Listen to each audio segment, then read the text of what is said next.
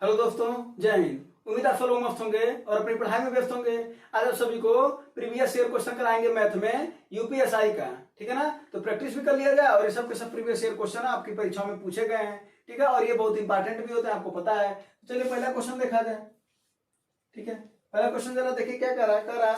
एक smart TV को 15,400 रुपए में खरीदा जाता है और उसके मूल्य को 30% अधिक अंकित करके बेचा जाता है।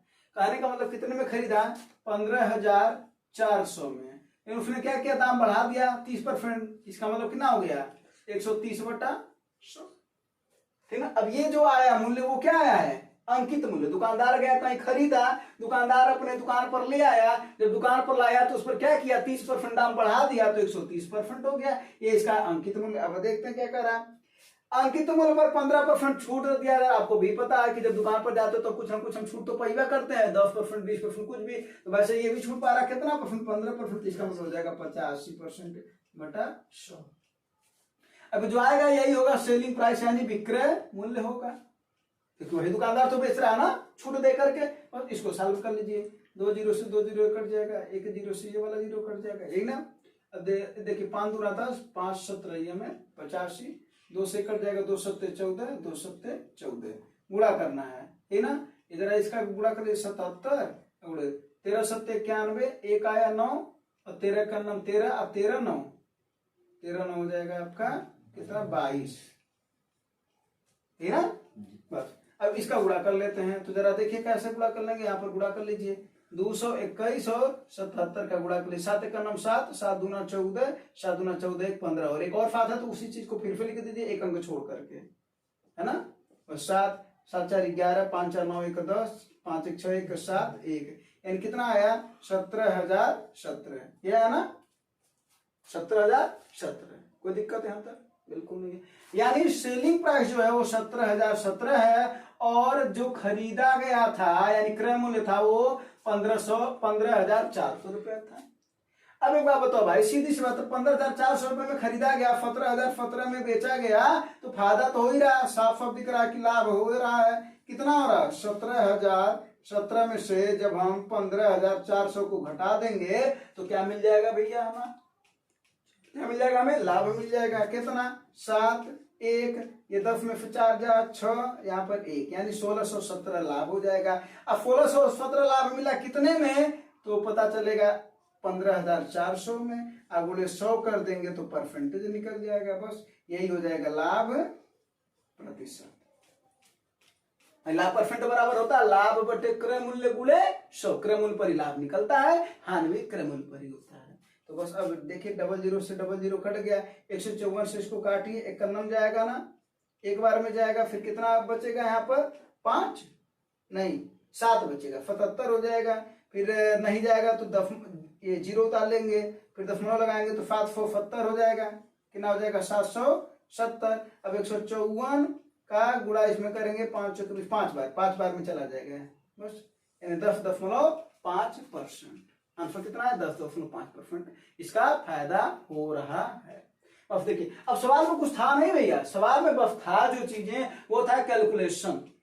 क्या था? कैलकुलेशन। बस एसपी हमने निकाल लिया और जब एसपी निकाल लिया तो हमको लाभ हो रहा है, जाहिर सी बात, साफ साफ दिख रहा है 1617 का लाभ हो रहा है। लाभ का बराबर होता है लाभ बटे क्रय मूल्य गुणे 100। वही आंसर आ गया, ठीक है ना। वो मिटाने वाला। चलिए अगला सवाल जरा देखिए। अगला सवाल जरा देखिए क्या है। अगला फल बताओ भाई, आ रहा है? तुम लोगों को बताओ आ रहा है? अगला फल देखो, 3 संख्या है, 3 संख्याओं का अनुपात दे रखा है। इतना से समझते हैं, 11 13 और 15। 11 13 15 का अनुपात दे रखा। कह रहा यदि तीसरी का 3 गुना पहले और दूसरी के योगफल के बीच का अंतर 441 है। तीसरी का 3 गुना, सीधी सी बात करना। तीसरी कितने? देखिए ये है पहली, ये है भैया दूसरी और ये है तीसरी। तीसरी का 3 गुना, तीसरी का 3 गुना कितना हो जाएगा? 45। भाई 15 का 3 गुना 45 हो जाएगा, कोनो दिक्कत नहीं है, ठीक है ना।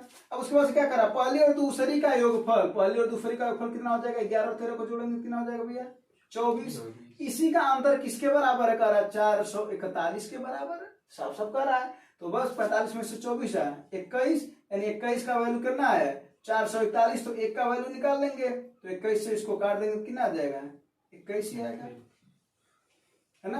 यानी एक की वैल्यू कितनी मिल गई, 21, एक की वैल्यू 21। क्या पूछ रहा है, सबसे छोटी और सबसे बड़ी संख्या के बीच का अंतर बताओ। सबसे छोटी कौन है भैया, 11 है, सबसे बड़ी कौन है, 15 है। 15 और 11 का अंतर साफ साफ दिख रहा है, 4 है, गुरु 4 है ना। तो 4 यानी इसी में क्या कर देंगे हम, 4 का गुणा कर देंगे तो 21 चौके कितना हो जाता है भैया, 84, और यही आंसर हो जाएगा। बोलो समझ में आया कि नहीं है, कोई दिक्कत नहीं है। अगर सब पे बात किया जाए, अगला फालतू इजी सवाल है भाई, लगा सकते हो, लगाओ, चलो लगाओ इस सवाल को। सवाल देखो क्या है, सवाल क्या कर रहा है, एक पेन ड्राइव को 1452 रुपए में बेचने पर कितना में बेचा जा रहा है, 1452 रुपए में। दुकानदार को 12% की हानि होती है। 12% अगर हानि हो रहा है यानी 100 रुपया उसका था, 100% था, 12% का क्या हो गया, उसको लॉस हो गया, तो कितना बचा भैया उसका, 88% बचा। यानी 88% पर बेचा होगा तो कहीं ना कहीं 88% किसके बराबर है, 1452 रुपए के। बोलो 88% किसके बराबर भैया, 1452 रुपए के। पूछ रहा है क्रय मूल्य बताओ, यानी 100 की वैल्यू बतानी है बस। तो क्या हो जाएगा, तिरछे तिरछा गुणा कर दो, यानी 1452 में किसका गुणा कर दोगे भैया, 100, और ये जो रहता है वो नीचे आ जाता है बटे 88। ठीक है। और अगर ये परसेंटेज यहाँ पर भी परसेंटेज है तो ऑलरेडी परसेंटेज से परसेंटेज हट जाएगा, ठीक है ना। जरा देखो 11 अट्ठे 88, 11 का नाम 11, 3 बचा, 11 तिहाई 33, 11 दूना 22, यही ना।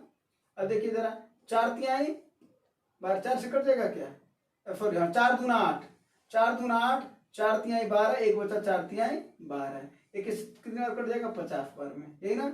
0 उतर जाएगा, 5 तिहाई 15, 5 5 तिहाई 15, 1 16, 1650 रुपया क्रय मूल्य है। बात समझ में आसान था, कोनो दिक्कत नहीं है। और ये भी सवाल पूछा गया सवाल है।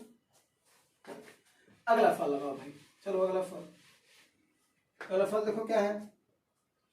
हाँ अगला फल है अर्धगोला। तब तक कुछ फार्मूला लिख देते हैं, तब तक बताओ।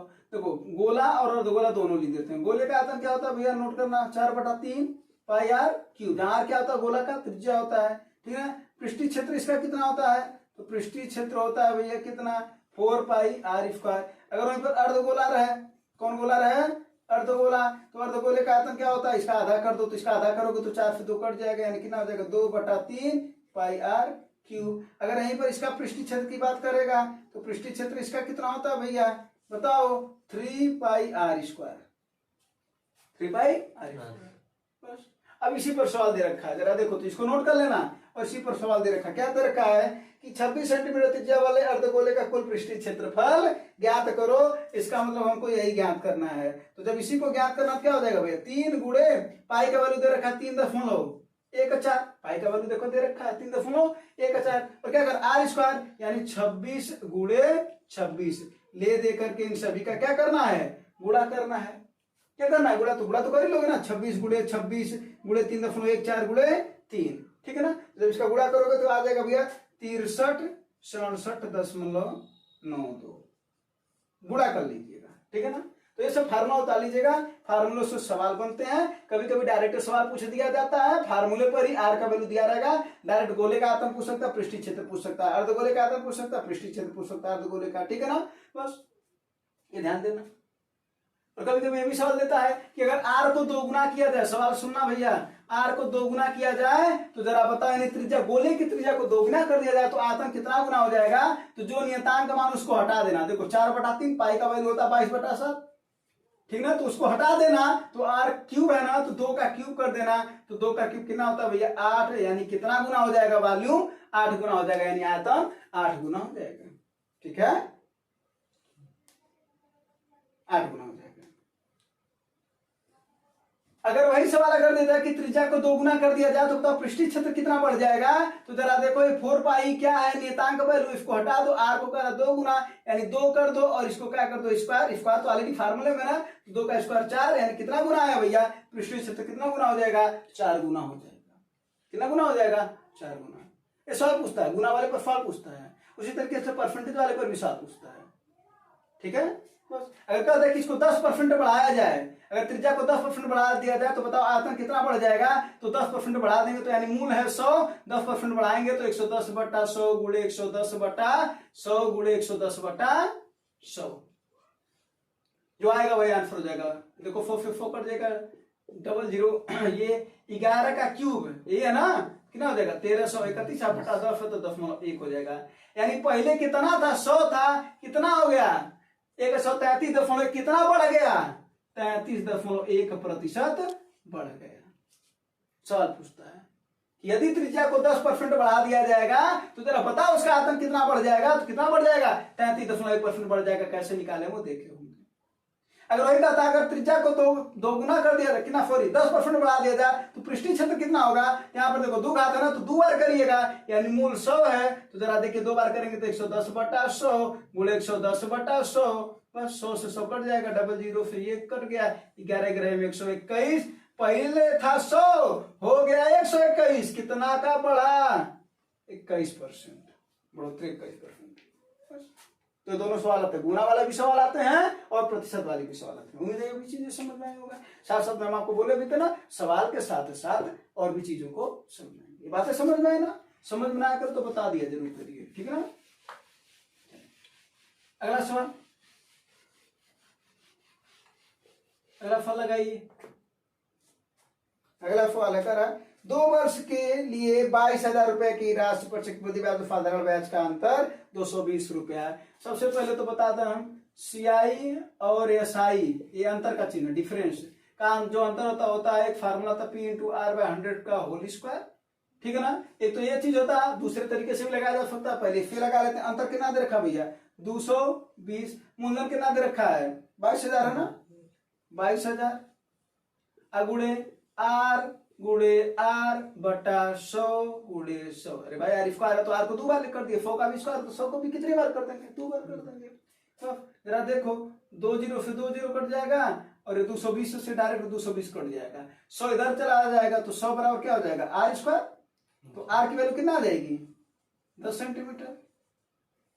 बोलो अरे भाई R स्क्वायर बराबर 100 तो R बराबर 10, √100 की वैल्यू होती है 10, ये ना। अब क्या पूछ रहा है, यही तो पूछ रहा है, रेट ही पूछ रहा था, ठीक है ना।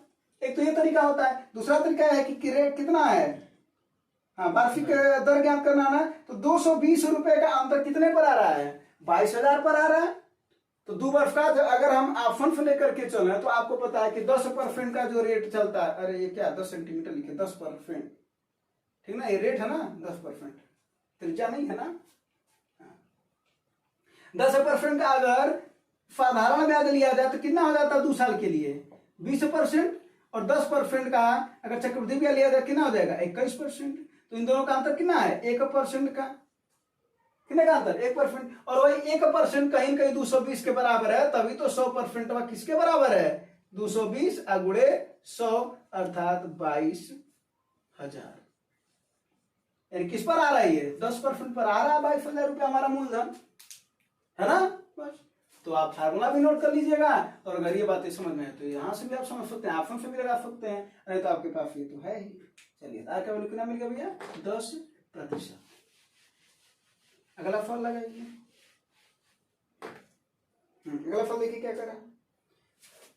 सवाल देखने में बड़ा लग रहा होगा लेकिन लगाते हैं, आइए देखा जाए समझा जाए, बारीकी से समझिएगा।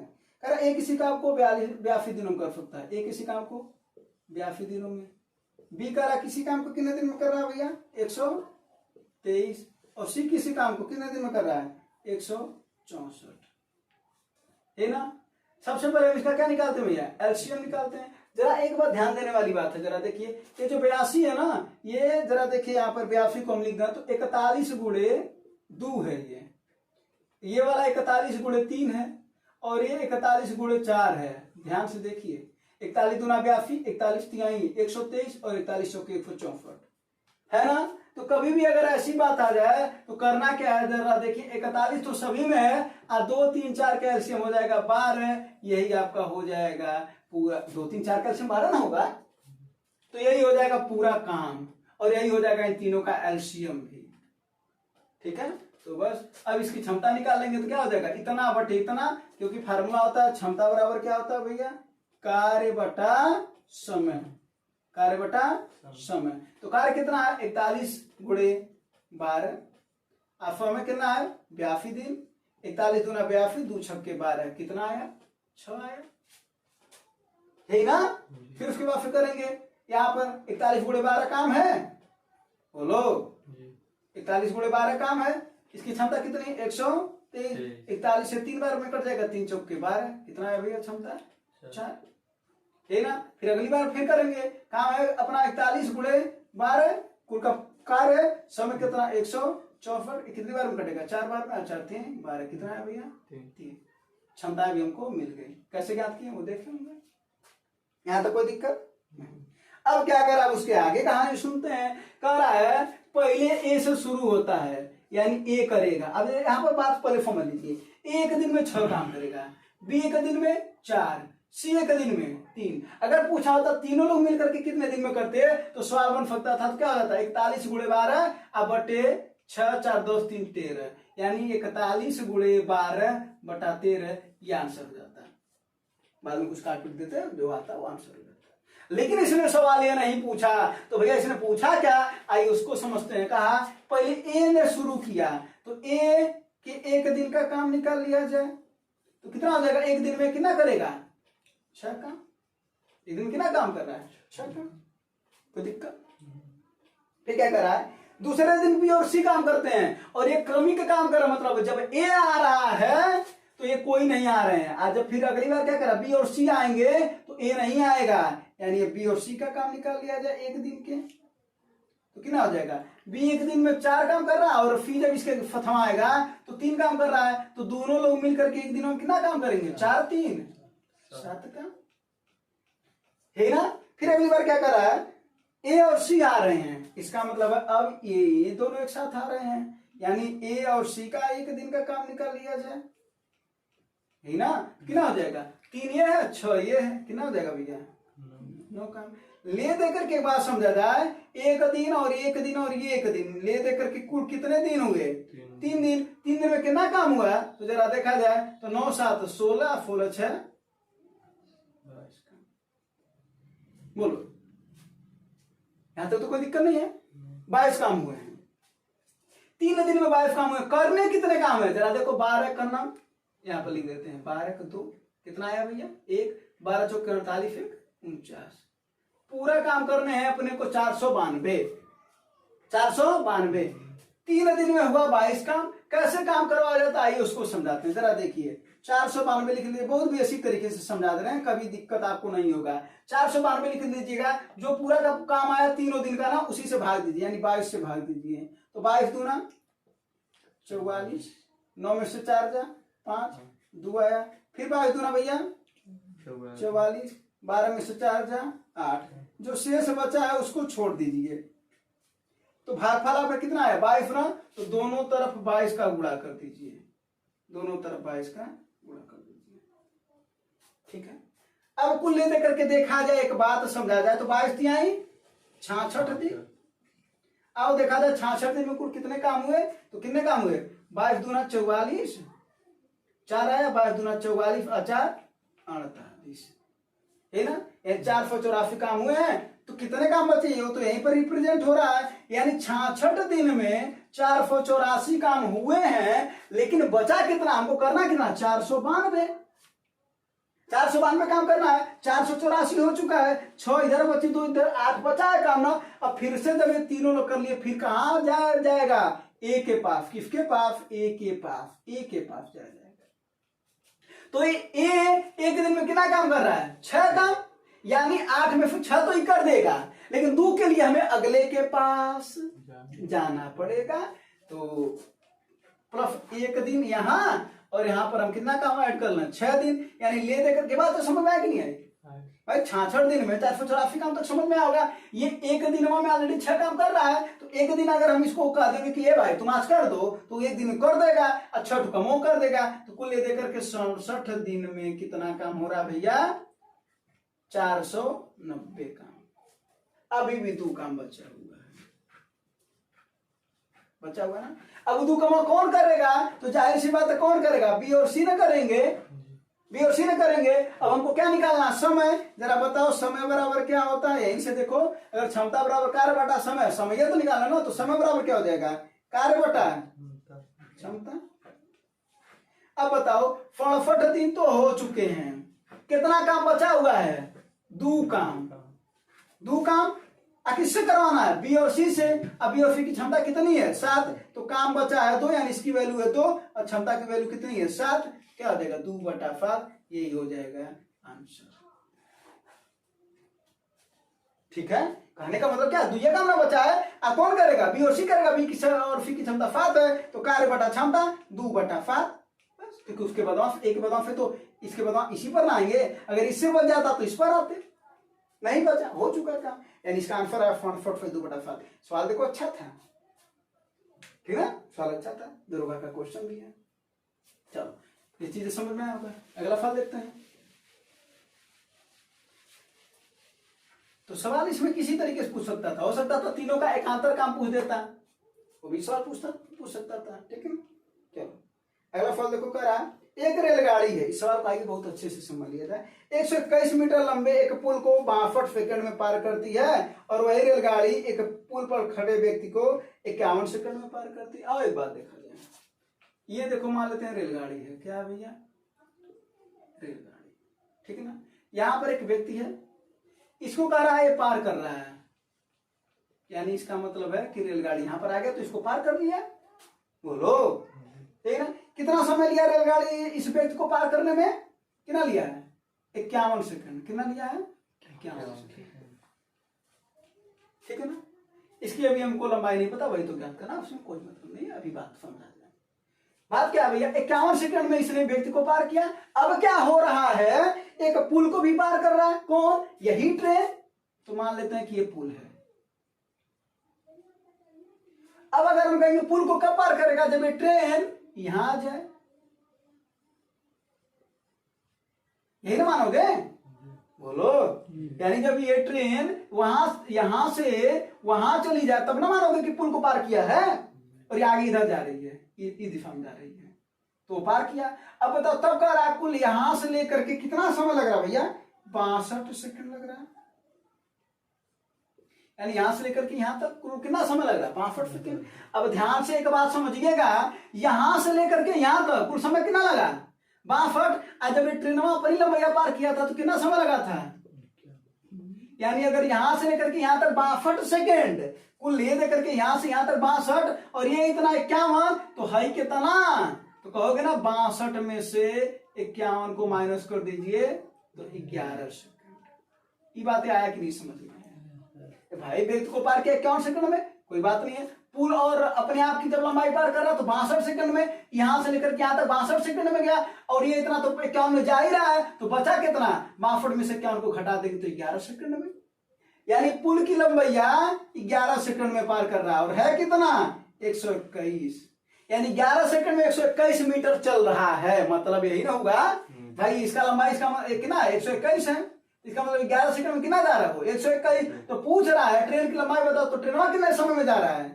51 में, तो पूछ रहा है 11 सेकंड में अगर 121 जा रहा है तो 51 सेकंड में वो कितना जाएगा, बस ये आंसर है, तिरछा गुणा कर दिए, 121 गुणे 51 बटा 11, कितने बार में कट जाएगा, 11 बार में, 11 करना में 11 को 1, 11 25 55 1 56, यानी कितना 561 मीटर, बोलो जी। अगला सवाल दिखा दें, अगला सवाल तो आसान सवाल है, लगा सकते हैं, ठीक है, लगा देखो क्या करा। एक इसी कार्य को कितने दिन में करा भैया, 1140 दिनों में, यानी ये कितने दिन में कर रहा है, 1140।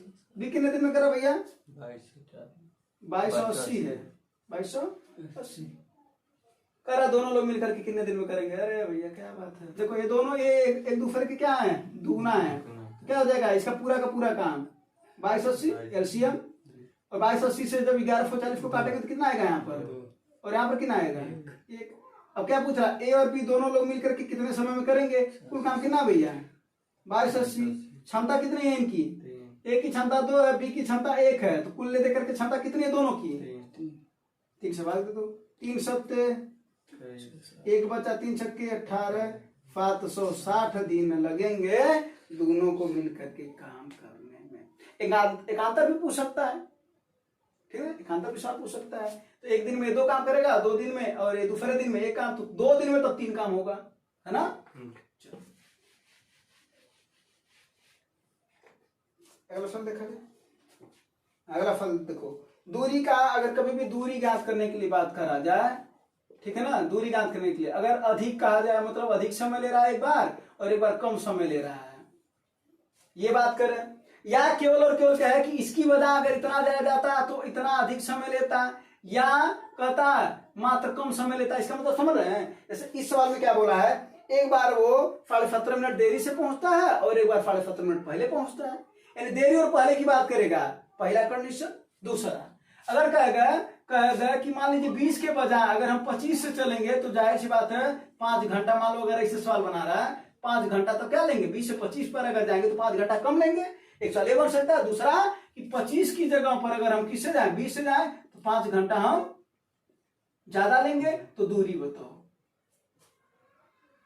तो एक सवाल तो जो दिया गया ये है, और बाकी इन दोनों सवाल को हम लोग लगाएंगे, ठीक है ना। और अगर कह देता है कुल समय कितना है, तब क्या करते हैं, समैया को चाल को जोड़ देते हैं, यानी कैसे, पहले तो इसको लिखते हैं। तो दूरी हमको अगर कभी ज्ञात करना हो तो क्या करना है, दूरी देखो, पहला स्पीड का गुणा कर देना दूसरे स्पीड में, यानी चालों का गुणा कर देना है, और इनका ले लेना भैया अंतर, क्या ले लेना है, अंतर, और जो समय है उसी को यहाँ पर लिख देना है। अगर मिनट में तो बटे 60 कर देंगे, घंटा में तो कोई झंझट नहीं है।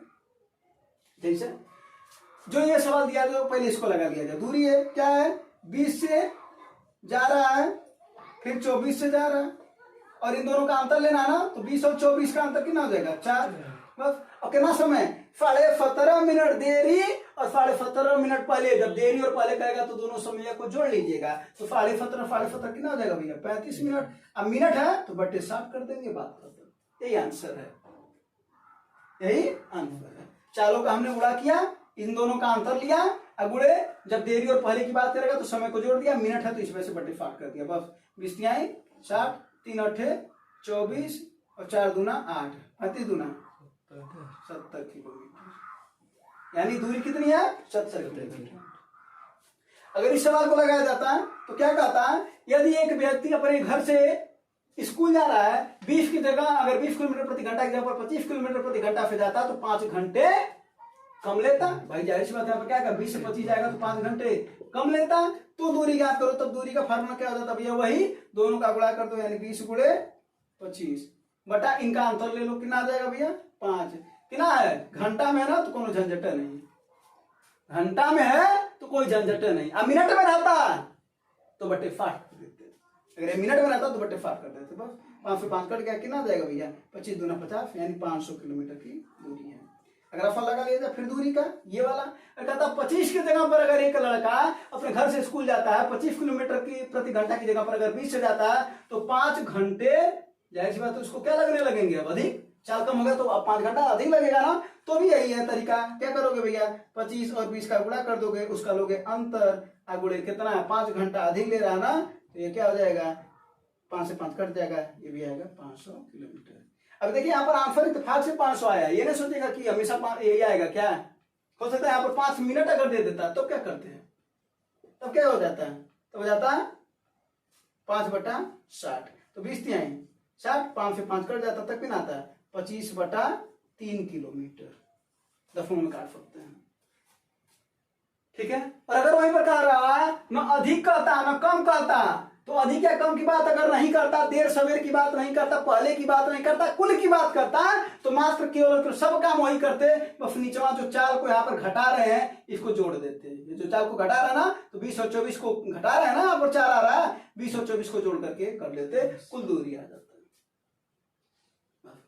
तो टोटल कितना सवाल बताए हैं, 4 सवाल भैया, 4 सवाल, एक अधिक वाला, दूसरा अधिक वाला, दूसरा कम वाला, तीसरा अधिक और कम यानी लेट और सवेर दोनों पहले ही रहेगा, देरी और पहले दोनों पहले ही रहेगा 3, और एक कुल समय दिया हो, 4 फल बताए। अगला फल होगा भाई, इसको नोट कर लीजिएगा, ठीक है, स्क्रीनशॉट ले लिया करिए, स्क्रीनशॉट। फिर बाद में उसको देख लिया करिए, प्रैक्टिस कर लेना चाहिए। मैथ में प्रैक्टिस ही सबसे ज्यादा जरूरी होता भी है ना। अगला फल का, एक संख्या को 405 से विभाजित करने पर 30 शेषफल बच रहा है, 27 से विभाजित करने पर कितना होगा। जितना शेषफल बचता है ऐसे सवाल में उससे, जिससे पूछ रहा है बताओ में 27 विभाजित करना के लिए कर रहा है ना, उसे भाग दे दिया था। 27 का नाम 27 बचा 3, इसका आंसर कितना हो जाएगा 3 हो जाएगा। क्यों ऐसा होता है, जो 405 दिया है ना वो 27 से कट जाएगा। 27 से करना 27 कितना बचा 13, 135, 27 बचे 135, तभी होता है।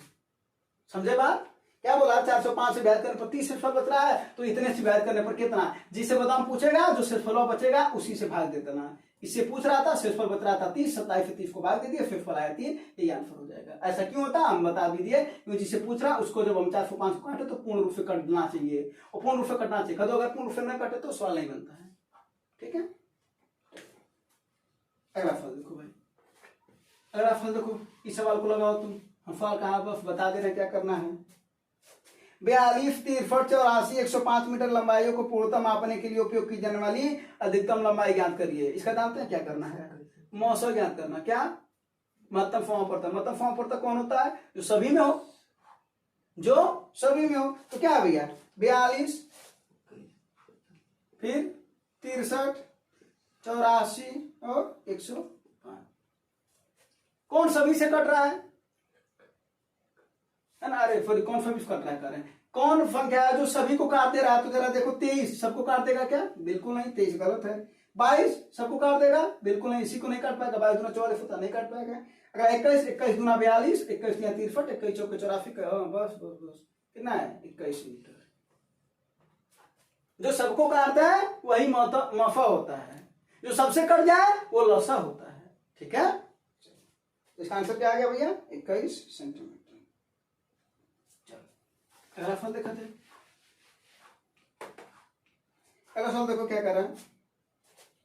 243 है, फिर कितना है 256, फिर 269, डाट डाट डाट के 151 पदों का योग बताना है। फार्मूला होता है SM बराबर n/2 2a plus n-1 into D. Formula note करिएगा, ठीक ना। कब, जब ये समांतर श्रेणी में रहे। कब, जब ये समांतर श्रेणी में रहे। अब कैसे पता चलेगा समांतर श्रेणी में है, समांतर समांतर समान धन अंतर, समान धन अंतर। जब अंतर समान रहे तो समांतर श्रेणी में आओ, देखा जाए कितना अंतर है। यहाँ पर 243 और 256 में कितना भैया अंतर है, 13 का, 13 का ना।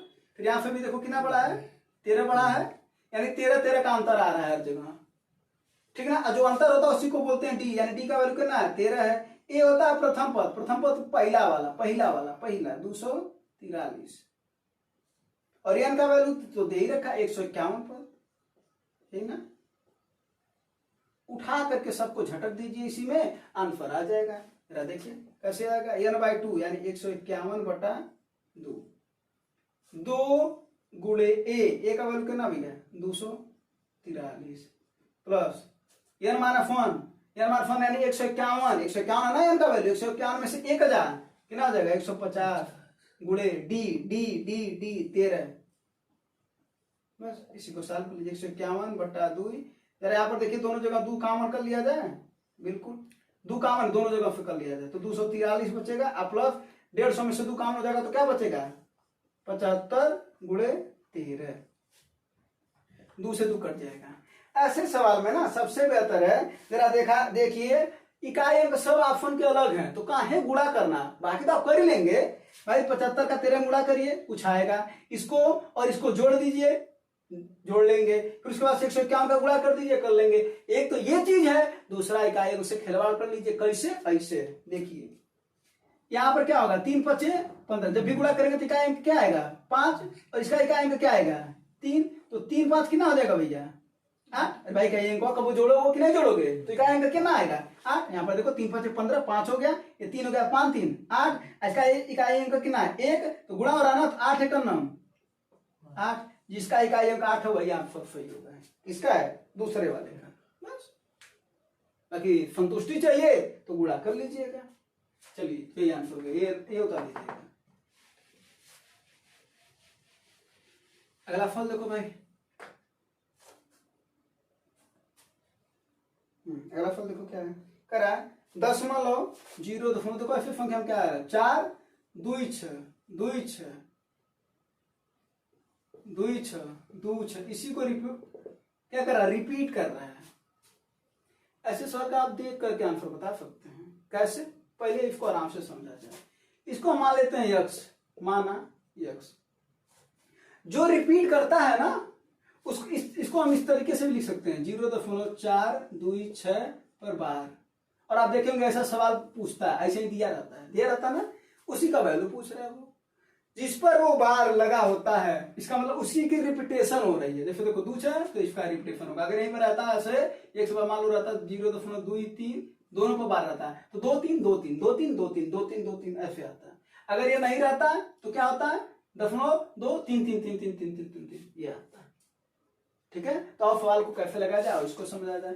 तो इसमें सबसे पहले क्या करिए, जो रिपीट कर रहा है उसको छोड़ दे, यानी 2 6 तो रिपीट कर रहा ना, उसके बाद फिर एक नहीं रिपीट कर रहा है, ये इसको डिस्टर्ब कर रहा है ना, तो जो डिस्टर्ब कर रहा है उसको दशमलव के इस पार लाइए। तो कैसे आएगा, 10 का गुणा कर दीजिए, यानी इधर भी 10 का गुणा कर दीजिए और इधर भी 10 का गुणा कर दीजिए, क्या हो जाएगा ये 10 x। अब 4 अपने आप इधर चलाएगा तो क्या हो जाएगा 4.2 6 2 6 2 6 2 6 कई बार। ठीक है, अब क्या करिए, जितना जो रिपीट कर रहा है 2 6 रिपीट कर रहा है ना, तो एक लगा करके 2 0, 3 बार रिपीट करता तो एक लगा के 3 0, या इसका मतलब है कि 100। अब इन दोनों को बाहर करिए, यानी अब किसका गुणा करना पड़ेगा 100 का। तो क्या मजाक बना रखे हैं, एक बार 10 का गुणा कर रहे हैं, एक बार 100 का। अरे भैया बात तो समझो, यहाँ पर क्यों किए, 4 डिस्टर्ब कर रहा था, 4 को पहले किनारे कर लिए, आ गया। उसके बाद हम क्यों किए 100 का गुणा, क्योंकि 2 अंक रिपीटेशन में है, उसी को इधर लाने के लिए। तो जरा देखो क्या हो जाएगा, ये 1000 x बराबर कितना हो जाएगा, 2 6 इधर आ जाएगा, कितना हो जाएगा 426.26 यही ना। अब देखो ये आ गया तुम्हारा, अगर हम इसको 100 का गुणा जो किए थे इसको मान लें, अगर पहला समीकरण उसको हटा देते हैं और ये दूसरा समीकरण, ठीक है, वो तो गुणा किया है, वो तो दिखाने के लिए लिखे है ना। अब देखिए इसी को घटा दीजिए बस। अब देखिए दशमलव के इस पार हमारा जो मेन काम था उसी को बराबर करना था, तो ये हो गया बराबर, आज जो घटाएंगे तो कट जाएगा, तो 1000 में से 10,000 कितना हो जाएगा भैया 990x, 426 में से 4 जाए 422, तो x बराबर क्या हो जाएगा 422 बटा 990, यही आंसर। चाहते तो देख करके लगा सकते थे तुरंत, कैसे जरा देखिए, ये 426 है ना, ये 4 इसको डिस्टर्ब कर रहा है, तो 426 को लेकर के देखिए सीधा सा 426 लिखना था, ठीक है ना। उसके बाद फिर 4 डिस्टर्ब कर रहा ना, 4 घटा दीजिए, बटा करिए, 2 अंक है ना, 2 अंक है रिपीटेशन वाले, 2 बार 9 लिखिए, एक रिपीटेशन नहीं दे रहा है 0 लिखिए, जितने रिपीटेशन नहीं देंगे 0 लिखिए, यही डायरेक्ट आपका आंसर हो जाएगा। इसका मतलब अगर आपको सवाल आ जाए 0.5 3 2 6 ऐसा करके आ जाए, तो आप क्या करेंगे भैया, सबसे पहले यहाँ पर टोटल कितने अंक हैं, देखिए यहाँ पर टोटल 3 लिखे हैं ना, यहाँ तक जहां से रिपीटेशन हो रहा है, तो यहाँ पर क्या लिखेंगे 53 26। फिर क्या किए थे, जो उसको डिस्टर्ब कर रहा है उसको माइनस किए थे, इसको कौन डिस्टर्ब कर रहा है 53, माइनस कर दीजिए, बटे कितने रिपीटेशन है 2 बार, तो 2 9 लिखिए, 2 रिपीटेशन थे ना तो 2 9 लिखिए, बाकी सबकी जगह पर 0, तो बाकी सबकी जगह पर 0, बस यही जो है आएगा वही आंसर होगा। ठीक है, इसका बता देते हैं, अगर मान लेते हैं ये तीनों पर रहता है तब क्या हो जाता है, तो भैया सीधा सा मतलब है कि ये कोई डिस्टर्ब नहीं किया, जब कोई डिस्टर्ब नहीं किया तो क्या घटाएंगे, कुछ नहीं घटाएंगे, मतलब 0 घटाएंगे। अब बटा करेंगे, तीनों पर है रिपीटेशन, तीनों पर है, तो 3 बार 9 लिख दो, ये आंसर हो जाएगा, यानी 426 बटा 999। ठीक है, बातें समझ में बस, तो दोनों बातें समझ में आएगा होगा। और ये बता लीजिएगा, बड़ा इंपॉर्टेंट सवाल है, ये पूछता रहता है, ठीक ना। और देखिए आप देख करके लगा सकते हैं ऐसे सवाल को, चलो। और रीजन भी दिखा दिए कि क्यों ऐसा होता है, चाहते तो डायरेक्ट बता सकते थे, लेकिन देखना भी जरूरी है और समझना भी जरूरी है। अगला फल देखो, करा 2 अंकों की संख्याओं के अंकों का अनुपात 3 अनुपात 4। सवाल देख लो भाई, सवाल दिख रहा है, सवाल बड़ा आसान है, जरा सोच के बताओ, इसका आंसर बताओ। हम तब तक ऑप्शन लिखते हैं, एक है 70, एक है 68, एक है 71 और एक है 69। कुछ सवाल में सोच लेना चाहिए, बुद्धि है, सोचने के लिए मिला तो सोच लेंगे। आओ सोचते हैं। करा 2 अंकों की संख्याओं का अनुपात 3:4, यानी जो अंकों की संख्याओं का अनुपात है वो 3:4 है। अंकों का अनुपात 3:4 है, यानी जो दहाई वाला 3 के अनुपात में है, इकाई वाला 4 के अनुपात में। जरा देखो, यानी ये 7 और 0 क्या ये 3 और 4 के अनुपात में है? नहीं, गलत है ना। फिर ये देखो 6 और 8, 2 3 6, 2 चौका 8, अरे बिल्कुल सही है, 3:4 आ रहा है, सही लग रहा है अभी तक, ये सही है। देखा जाए अभी आगे। अगला देखो 7 और 1, 7:1 कहाँ है? गलत है, 3 और 4 अनुपात में आना चाहिए। अगला 6 9, 6 9, 3 दूना 6, 3 त्रिका 9, 2:3।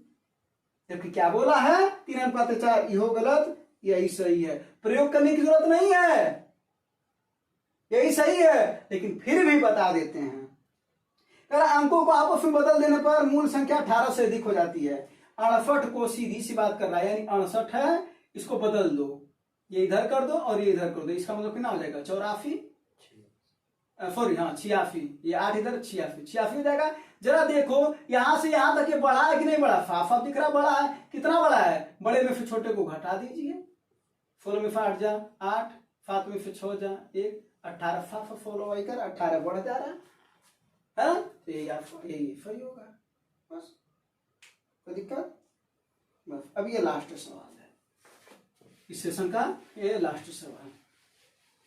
लगाओ भाई सवाल को, लगाओ। औसत वाला सवाल है।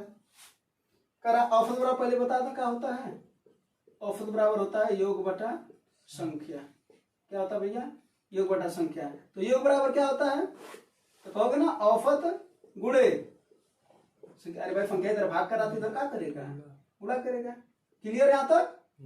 चलो करा ए पी क्यू आर का औसत भार 51 kg है, तो योग निकाल लिया जाए। पी धन क्यू धन आर का औसत कितना है? 51 है। कितने लोग हैं? 1 2 3, 3 लोग हैं, है ना। तो कितना आ गया? 3 1 9 3 5 15, यानी 153। बोलो। अगला है करा पी और क्यू का औसत 45 है। पी और क्यू औसत कितना है? 45 है। कितने लोग हैं? 2 लोग हैं, तो कितना हो गया?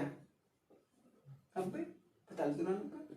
फिर अगला क्या कर रहा है? क्यू और आर का औसत 46 है। क्यू और आर का औसत कितना? औसत कितने लोग हैं? कितना हो गया?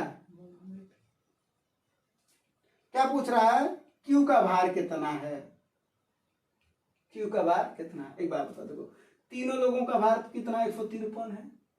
बोलो। अगर हम P और Q को अगर हम यहां पर रख दें तो हमको R का वैल्यू मिल जाएगा, है ना। या Q और R को अगर यहां पर रख दें तो हमको P का वैल्यू मिलेगा। तो जब P का वैल्यू रखेंगे तो यहां पर तो हमको Q मिल जाएगा। ऐसे रखे हैं इस समीकरण से, चाहे इससे रखे हैं। मतलब क्या करना चाह रहे हो बताएं? P और Q का वैल्यू कितना है? 90, और तीनों का कितना है? 153। तो P और Q की जगह यहाँ पर P और Q का वैल्यू है 90, P Q का वैल्यू 90, तो P और Q की जगह पर अगर हम रख दें 90, तो इधर क्या हो जाएगा? इधर हो जाएगा 90 और प्लस R। तो 90 जब उधर जाएगा तो 153 में से घट जाएगा, तो R का वैल्यू कितना आ जाएगा? 153 माइनस 90। ये बतिया आया कि नहीं आया भाई? P और Q की वैल्यू है 90, तो 90 हम इसके ऊपर रख दिए, इधर प्लस तो उधर जाएगा माइनस हो जाएगा, तो 153 में से 90 जा कितना हो जाएगा भाई? 53 इधर है, 10 इधर है, 63। यानी R की वैल्यू कितनी आ गई? लेकिन R का वैल्यू नहीं पूछ रहा है, यानी R का वजन नहीं पूछ रहा है। किसका पूछ रहा है? Q का। तो कोई दिक्कत नहीं, इस वाले में रख दो ना भैया। क्या हो जाएगा? Q और प्लस R का वैल्यू कितना आया है? 63, और एक किसके बराबर है? 92 के बराबर है। तो क्या हो जाएगा? Q बराबर 63 उधर जाएगा तो माइनस हो जाएगा, तो 92 में से 63 को घटा दोगे तो कितना आ जाएगा भैया? 12 में से 3 जा 9, और यहाँ पर 8 में से 6 जा 2, यानी 29 kg वजन है किसका? Q का। अगर R का पूछता तो कितना होता है? 63।